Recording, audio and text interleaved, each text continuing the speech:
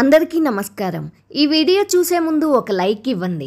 ఈ వీడియో చూసి ఓం నమ శివాయ అని కామెంట్ చేయండి. మీరు ఇచ్చే చిన్న లైక్ నా ఛానల్ గ్రోత్కి ఎంతో ఉపయోగపడుతుంది. హాయ్ అండి, welcome back to our channel. వాస్తు ప్రకారం ఇంట్లో సంపదను పెంచే అలవాట్లు ఇవే.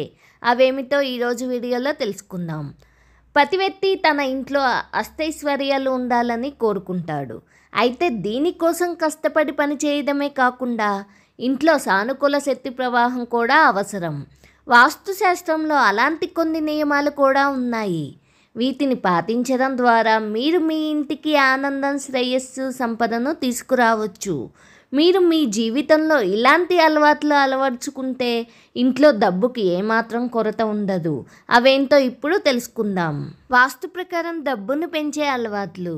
వాస్తు ప్రకారం ఉదయాన్నే 8 గంటలకు ముందు స్నానం చేయడం వల్ల ఇంట్లోకి సానుకూల శక్తి వస్తుంది. ఇది రోజంతా పనిని విజయవంతంగా చేస్తుంది.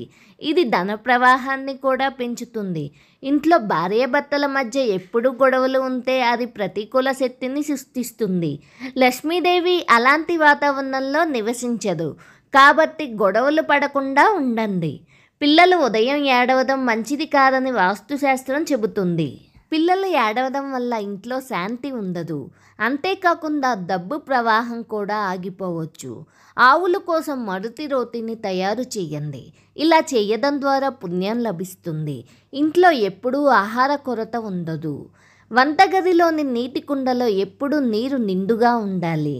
ఇది సానుకూల శక్తిని నిలుపుతుంది. సంపదలో శ్రేయస్సును తెస్తుంది.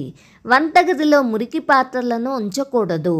ఎందుకంటే ఇది ప్రతికూల శక్తిని సృష్టిస్తుంది. అంతేకాకుండా డబ్బు ప్రవాహానికి ఆటంకం కలిగిస్తుంది.